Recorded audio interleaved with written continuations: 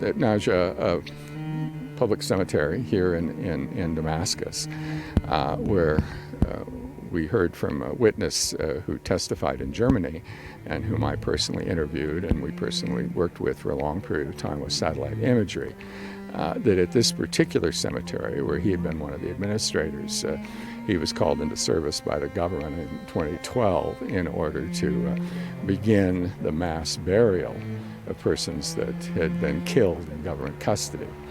The largest part of those were individuals that had, of the kind shown in the Caesar photos. Remember, the Caesar photos were taken by a military photographer in a military hospital where during a 20-month period at least 11,000 corpses arrived from 5 detention facilities in the Damascus area.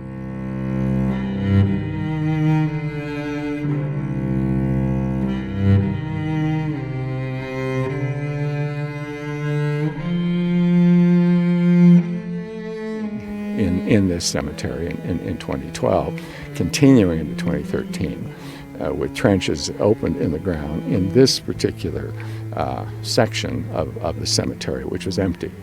And when trenches were opened that would be quite deep as 15 meters or 15 feet, 5 meters or 15 feet, they would dump the bodies in there and then they would fill the trench even at such a depth that potentially this area could be used later for normal burials where the bodies would only be, say, 2 meters deep.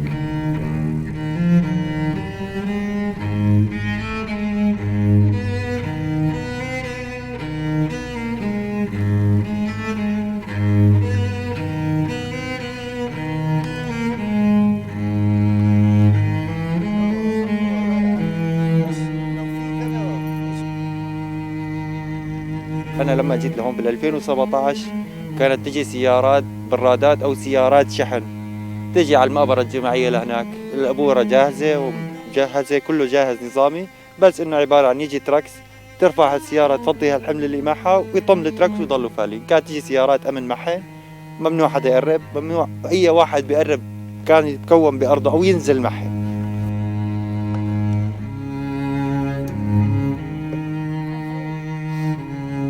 هلا هون كانوا يجيبوا انه جثث ويدفنوها، عرفت شلون؟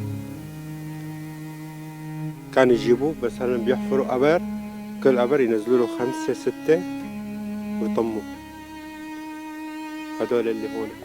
في نيكه كمان، نيكه جوار كبيره وبيجيبوا يعني بالبرادات كانوا.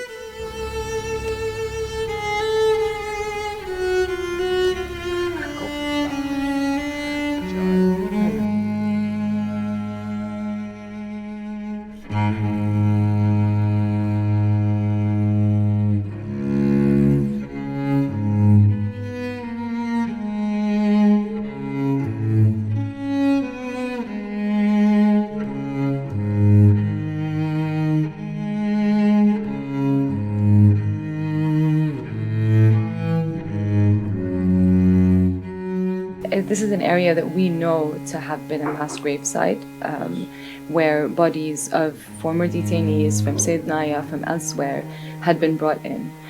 When we arrived, we saw trenches that were dug in that hadn't been piled up yet. We saw in some areas human bones scattered that had looked quite old and bleached.